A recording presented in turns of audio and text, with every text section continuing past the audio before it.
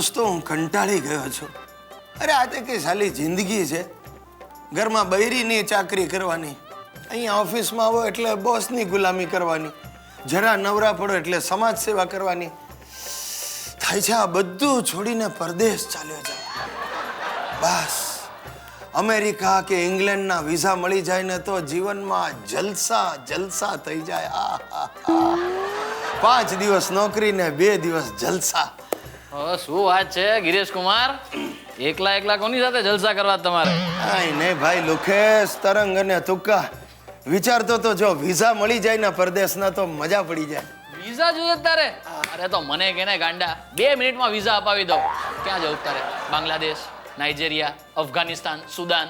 ભાઈ લુખેશ, આ તું જે બધા દેશના નામ બોલી ગયો ને ત્યાંથી લોકો હિન્દુસ્તાનમાં આવે છે જલસા કરવા. અરે મારે તો અમેરિકા કે ઇંગ્લેન્ડ જવું છે. અમેરિકા જવું તારે? અરે લે તો મને કેને ગાંડા, 2 મિનિટમાં અમેરિકાના વિઝા અપાવી દઉં તને. તું આજ તો વળી, અરે ગઈકાલે જ મારી અમેરિકા વાત થઈ. ઓબામા સાથે? હા, ઓબામા એટલે મારા માસીનો દીકરો ભાઈ થાય. તું શું બોલે લુકેશ? ઓબામા તારા માસીનો દીકરો ભાઈ કેવી રીતે થાય? એ તો માસીને પૂછવું પડે. અરે યાર ગિરિયા, મશ્કરી કરું છું. ગઈકાલે મારા માસા છે ને અમેરિકા, એની સાથે વાત થઈ. ગિરિયા, એકવાર માસા આપણને સ્પોન્સરશિપ લેટર મોકલે ને એટલે બંને વિઝા લઈને હે ના અમેરિકા. વાત કરે, તારા માસા લેટર મોકલી દે તો મારો જીગરી છે તું, મારો જીગરી છે લુકેશ. અને તને કહું, એકવાર અમેરિકા જઈને પછી મારે પાછા આવવું જ નથી. એ વાત ખોટી, પાછા તો આવવું પડે ભાઈ. હવે તારે પાછા આવીને શું કરવું લુકેશ? આખા ગામની ઉધારી તારા માથે છે. એટલે જ ગિરિયા, એટલે જ ડોલરમાં કમાઈશ અને અહીંયા આવીને બધા લેણિયાતોના મોઢા પર પૈસા ફેંકીશ. ક્યાં વાત હે લુકેશ, તારા જેવો ખાનદાની ઉધારીઓ મેં પહેલી વાર જોયો. બસ તો દોસ્ત, હવે તારી ખાનદાની બતાવ. એક 20,000 રૂપિયા આપને. કેમ 20,000 કેમ? અરે તારે શું એસટી બસમાં બેસીને અમેરિકા જવું છે? ગિરિયા, અમેરિકા જવા માટે લોકો 20, 25 લાખ રૂપિયા કરતા હોય છે. અને આ બધા માટે એક વિધિ કરવી પડે. જો હું તને કહું, વિઝા ફીસના પૈસા ભરવા પડે, એજન્ટને પૈસા આપવા પડે, તો પછી એ તો છે. પણ હવે જો તને એક એકદમ ફ્રેન્કલી જ કહી દઉં, તારી સાથેના મારા ભૂતકાળના અનુભવ બહુ સારા નથી રહ્યા. એટલે હું તને લુકેશ છે ને 20 નહીં, અત્યારે આ 5,000 રૂપિયા આપું છું. જો ભાઈ ટુકડે ટુકડે કામ થતું જશે એમ બાકીના આપીશ. અરે ગિરિયા, મારા દોસ્ત, એની જરાય ચિંતા નહીં કર. અત્યારે 5,000 આપ્યા ને તે 15 હું તારા માટે ખર્ચી નાખીશ. બસ શું ખર્ચીશ? સાંભળ, હવે બધા તારો પાસપોર્ટ, ફોટા બધું રેડી રાખજો. ગમે ત્યારે આપણે અમેરિકા જવું પડશે. ચાલો વિધિ શરૂ કરાવું છું. ઓકે લુકેશ, બેસ્ટ લક. ભાઈઓ અને બહેનો, ચાલો હવે આપણી મુલાકાતો ઓછી થઈ જવાની, એટલે કે બંધ જ થઈ જવાની. એકવાર આ ગુજ્જુભાઈ ગિરીશ કુમાર NRI બની જાય પછી વાહ વાહ વાહ. પણ હા, જો તમારે અમેરિકા આવવાનું થાય તો જરૂર મારો સંપર્ક કરજો. મારે તો હવે નામે બદલવું પડશે. ગિરીશને બદલે શું રાખું? ગેરી? હાય ગેરી, હાય એમ ગેરી.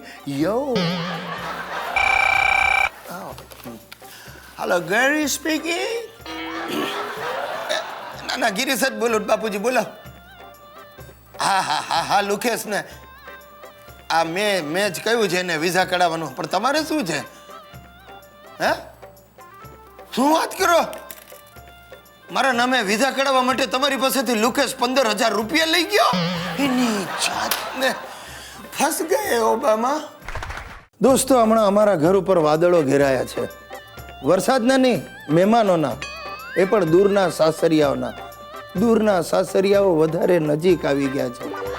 સુશીલાની માનેલી માસીની 2 દીકરીઓ અમારા ઘરમાં ધામા નાખીને પડી છે. રોજ સવારે ઉઠીને મિષ્ટાન ને ફરસાણ ઉપર મારો ચલાવે છે.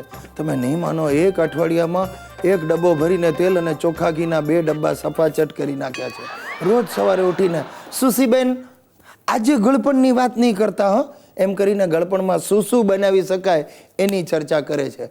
અને અમારી હરક પદુડી સુશીલા જાણે પહેલી વાર પિયરિયાઓ આવે ને એવા લટુડા પટુડા કરે છે. બોલો ગિરીશ, ગિરીશ જાઓ ને, જઈને 5 કિલો સીતાફળનું શ્રીખંડ અને 2 કિલો પાત્રા લઈ આવો ને. કેમ કાઠિયાવાડી ભેંસોને ખવડાવવા? મોડું સંભાળીને બોલો. હા, એ મારી માસીની દીકરીઓ છે. હા પણ રસ્તે રજળતી ગાય ભેંસ જેવી છે બંને જણીઓ. આખો દિવસ મોઢું ચાલ્યા જ કરતું હોય. હા તમને નહીં સમજાય પણ હું નાનપણમાં મારી માસીને ઘેરે જ ઉછરીને મોટી થઈ છે. નાનપણમાં ને બસ ત્યારે તારી માસી તને 2 ચમચી દૂધ પીવડાવીને સુવડાવી દેતી હશે. હોય કઈ રોજ અમને 5 પકવાન જમાડતા. 5 પકવાન સપનામાં જોયા હશે. આ બંને જણીઓ સાદા ચણા નથી ખાતી, તને હું પકવાન ખવડાવે? ખબરદાર જો એક શબ્દ પણ બોલ્યા છો તો. જાઓ જઈને શ્રીખંડ અને પાત્રા લઈ આવો. આજે તો શ્રીખંડમાં મચ્છર મારવાની દવા છાંટીને ખવડાવું છું ભગરી ભેંસોને.